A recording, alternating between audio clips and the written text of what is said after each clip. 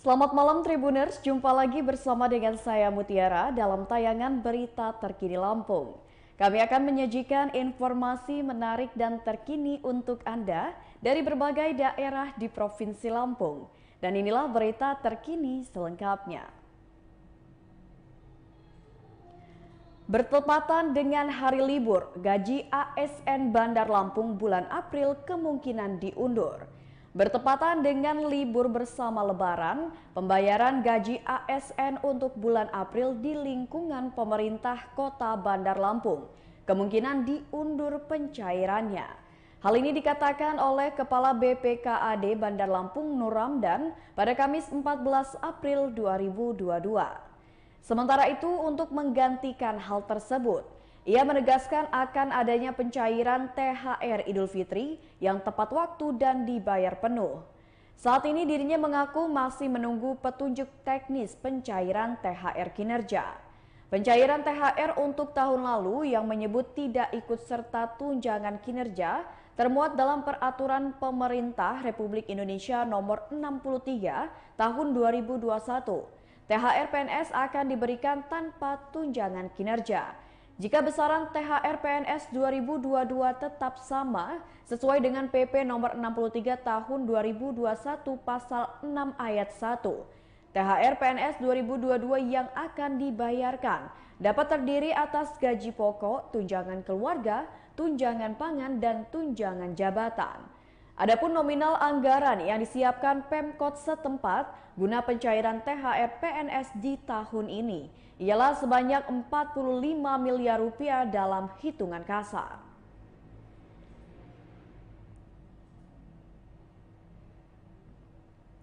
Berita selanjutnya, seorang pelajar di Pringsewu tenggelam saat berenang di Sungai Waitebu. Seorang pelajar Pringsewu tewas tenggelam di aliran Sungai Waitebu, Pekon Karangsari, Kecamatan Pagelaran, Kabupaten Pringsewu, Lampung. Korban bernama Ahmad Raihan Fadila berusia 14 tahun, merupakan warga Pekon Puji Harjo, Kecamatan Pagelaran, Kabupaten Pringsewu. Kapolsek Pagelaran Ibtu Hasbullah menjelaskan peristiwa tenggelamnya pelajar tersebut terjadi pada Rabu 13 April 2022 sekitar pukul 14 waktu Indonesia Barat.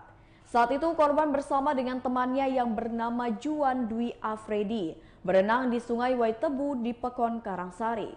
Korban berenang lebih dahulu ke tempat yang dalam. Kemudian saksi yakni Juan Dwi Afridi berada di belakangnya dengan jarak sekitar 3 meter.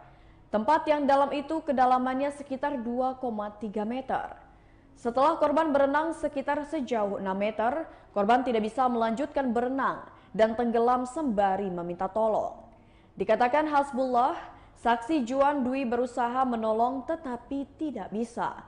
Lalu Juan Dwi menepi dan meminta tolong warga sekitar. Lalu saksi Masgud dan Rohmat yang datang ke lokasi korban tenggelam mencoba melakukan penyelaman mencari korban. Sekira 30 menit korban ditemukan di dasar sungai. Korban kemudian dievakuasi. Saat itu kondisi korban sudah meninggal dunia. Atas kejadian itu polisi mendatangi tempat kejadian perkara, melakukan pengecekan dan olah TKP. Kemudian mencari keterangan saksi dan memasang police line. Juga mengumpulkan barang bukti dengan sketsa TKP. Bersama tim medis puskesmas, polisi melaksanakan pemeriksaan terhadap korban. Diperoleh hasil pemeriksaan, korban meninggal dunia akibat tenggelam.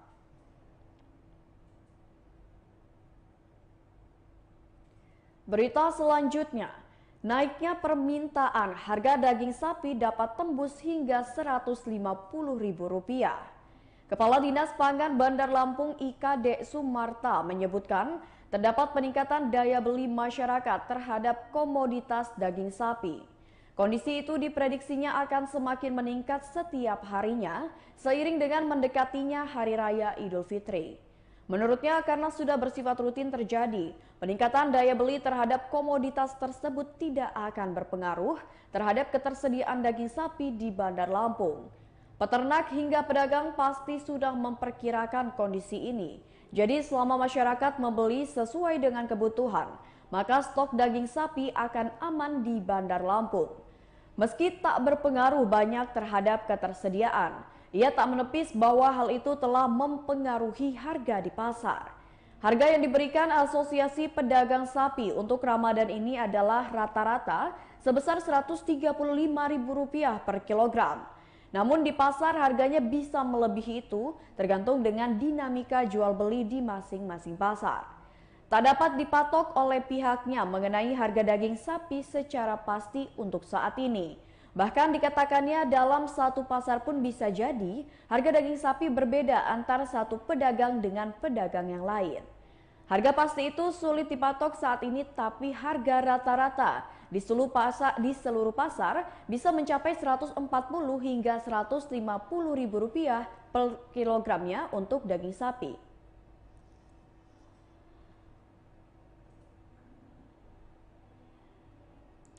Berita selanjutnya, menyalahgunakan dana desa, Kepala Pekon di Pringsewu masuk bui. Satu lagi Kepala Pekon di Kabupaten Pringsewu tersandung perkara hukum akibat menyelewengkan dana desa. Subardan, mantan Kepala Pekon Purwodadi, Kecamatan Adiluih, Kabupaten Pringsewu, Lampung, dijebloskan ke penjara oleh penyidik tindak pidana khusus Kejari Pringsewu.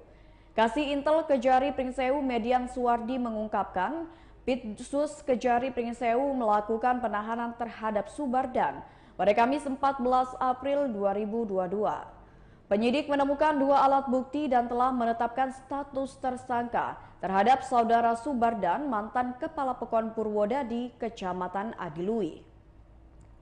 Penetapan tersangka itu berdasarkan dengan surat perintah penyidikan Kepala Kejaksaan Negeri Pringsewu tentang perkara dugaan tindak pidana korupsi dana desa dan dana bantuan pemerintah Provinsi Lampung ke Pekon Purwodadi tahun 2019.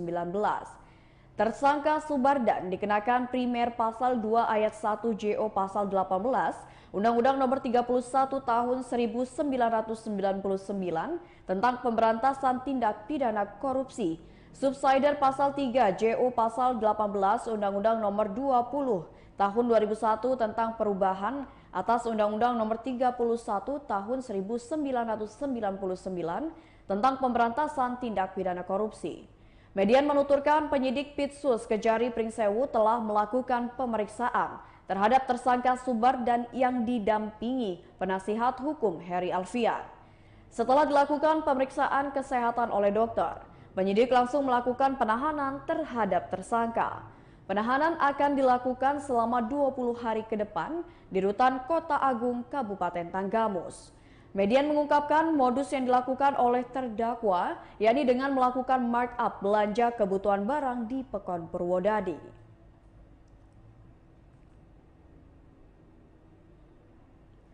Berita selanjutnya, tak hanya ibu-ibu, seorang nenek di Tulang Bawang ikut antri dapatkan bantuan. Selain di Tulang Bawang, di Kabupaten Tulang Bawang Barat, sejumlah kantor pos juga menyalurkan bantuan pangan non-tunai dan subsidi minyak goreng kepada keluarga penerima manfaat atau KPM. Sejak Kamis 14 April 2022 pagi, puluhan ibu-ibu sudah menyesaki loket kantor pos untuk mengambil uang tunai sebesar Rp500.000 dari bantuan subsidi pemerintah pusat. Tak hanya ibu-ibu, nenek renta pun ikut dalam antrian mengambil uang subsidi dari pemerintah tersebut. Seperti yang terlihat di kantor pos Panaragan Jaya, Tubaba, Supinah berusia 78 tahun. Nenek renta nampak sedang mengantri di barisan kursi yang disediakan panitia.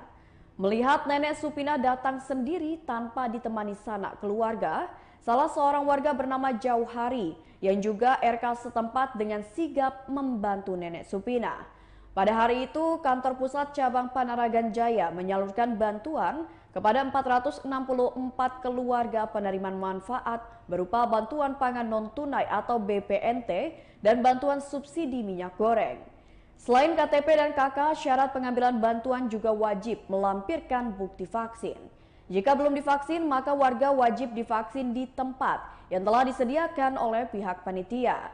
Kasih Kesra Tiyuh Panaragan Sulaiman mengatakan, pengambilan bantuan subsidi pemerintah ini dikoordinir oleh RK masing-masing untuk menghindari terjadinya penumpukan warga yang mengantri.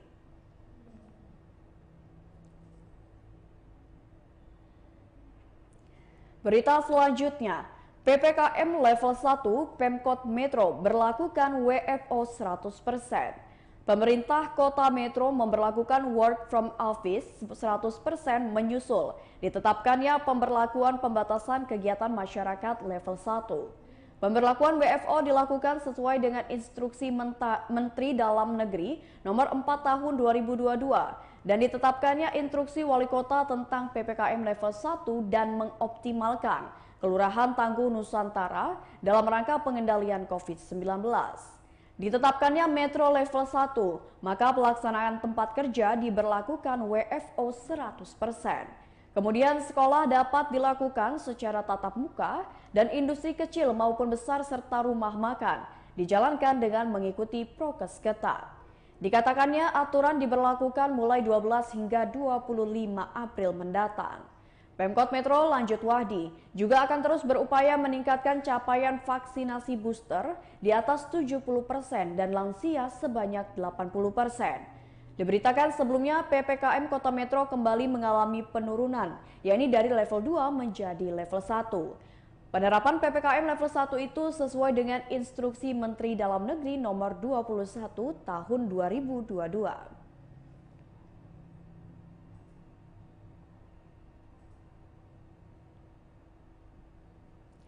Baiklah Tribuners, itulah berita terkini Lampung bersama dengan saya Mutiara. Selamat malam.